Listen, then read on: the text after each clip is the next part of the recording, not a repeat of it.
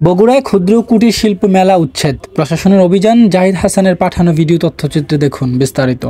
বগুড়া শহরের মোহাম্মদ আলী হাসপাতাল সংলগ্ন মাঠে অনুষ্ঠিত ক্ষুদ্র কুটির শিল্প মেলা উচ্ছেদ অভিযান পরিচালনা করেছে জেলা প্রশাসন। গত ৩ অক্টোবর থেকে সাংবাদিক ইউনিয়ন বগুড়ার সার্বিক ব্যবস্থাপনায় মেলাটি শুরু হয়। ১৫ দিন অতিবাহিত হওয়ার পর স্থানীয় জনগণের অভিযোগ, মানববন্ধন ও জেলা প্রশাসকের কাছে মেলা বন্ধের দাবিতে স্মারকলিপি প্রদান করা হয়।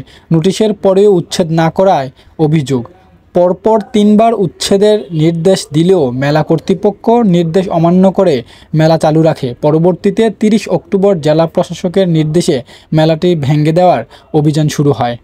অভিযান চলাকালে জেলা প্রশাসনের দায়িত্বপ্রাপ্ত একজন এক্সিকিউটিভ ম্যাজিস্ট্রেট দ্রুত সময়ের মধ্যে মেলায় অবস্থানরত দোকানগুলো সরিয়ে নিতে ব্যবসায়ীদের আহ্বান জানান। মেলা পরিচালনার জন্য যথাযথ অনুমতি না থাকায় প্রশাসনের নির্দেশে উচ্ছেদ অভিযান পরিচালনা করা হচ্ছে বলেন দায়িত্বপ্রাপ্ত অতিরিক্ত ম্যাজিস্ট্রেট। অপরদিকে মেলা কমিটির দাবি, প্রশাসনের এই অভিযান অজানা আক্রোশের ফল। তারা অভিযোগ করেছেন প্রশাসনের পক্ষ থেকে সন্ত্রাসী কায়দায় মেলা ভাঙচুর করা হচ্ছে।